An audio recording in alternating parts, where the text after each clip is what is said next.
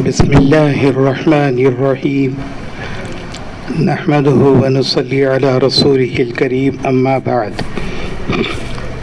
فأعوذ بالله من الشيطان الرجيم بسم الله الرحمن الرحيم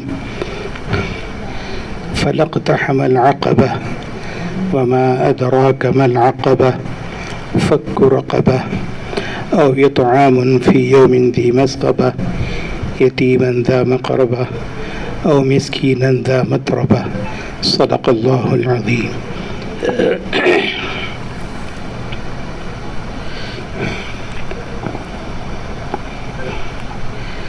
ہمارے مہمانان کرام، محترم حضرات اور پس پردہ سماعت کرنے والی ماں اور بہنوں، ابھی میں نے جس آیت کی تلاوت کی سورہ بلد 30ویں پارے کا سورہ ہے، اس میں اللہ تعالیٰ ارشاد فرماتے ہیں کہ ہر ایک کو ایک گھاٹی پار کرنا ہے، جب تک وہ گھاٹی پار نہیں ہوگی کامیاب نہیں ہو سکتے۔ جب اللہ تعالیٰ نے خود سوال کیا وما ادراک ما العقبہ، وہ گھاٹی کیا چیز ہے جس کو پار کرنا ہے، فرمایا کہ فک رقبہ، لوگوں کی گردنوں کو چھڑانا ہے۔ مطلب یہ کہ پہلے زمانے میں لوگ غلام بنتے تھے تو ان کو غلامی سے آزاد کرانا تھا، اور آج کے زمانے میں لوگ قرضوں میں مبتلا رہتے ہیں، بہت زیادہ سودی قرضوں میں دیگر چیزوں میں مبتلا رہتے ہیں، تو ان لوگوں کو ان قرضے سے آزاد کرانا یہ گھاٹی کے پار کرنے کا طریقہ ہے۔ پھر اللہ تعالیٰ فرمانے فک رقبہ او مسکینا ذا متربہ،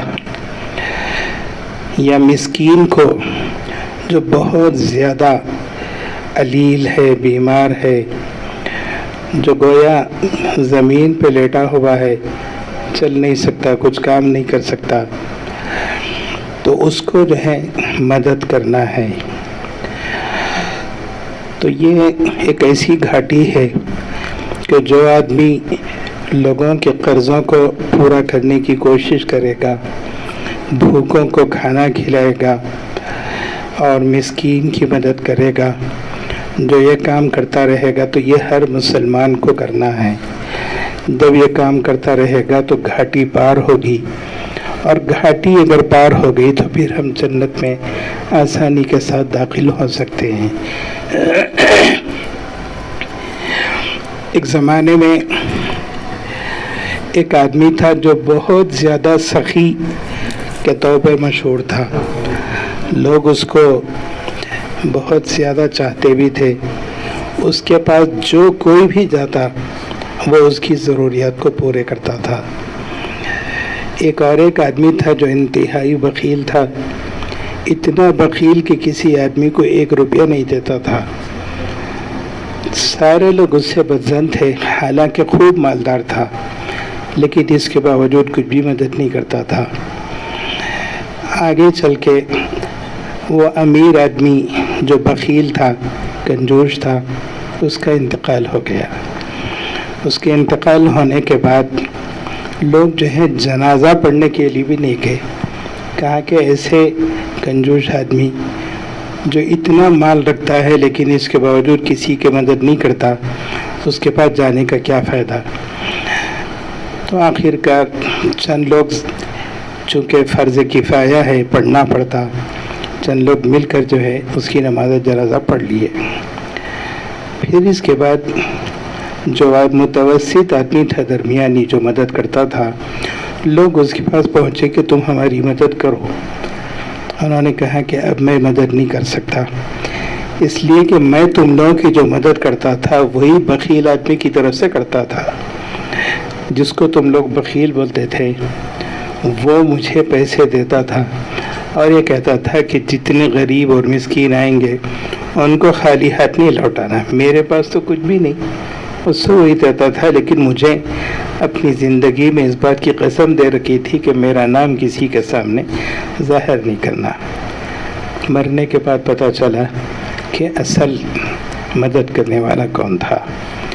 اسی طریقے سے آج کے زمانے میں ہم لوگ ہر گھر پہ جا نہیں سکتے، کسی کی مدد نہیں کر سکتے، لیکن یہ جو تنظیم ابھی جو قائم ہونے جا رہی ہے پبلک ڈونیشن ٹرسٹ کے نام سے، تو یہ لوگ گویا ایسے ہیں جیسے وہ متوسط آدمی ہے، درمیانی، اور ہم لوگ کس کی مدد کریں گے، کس کے پاس پہنچیں گے، کیا کریں گے۔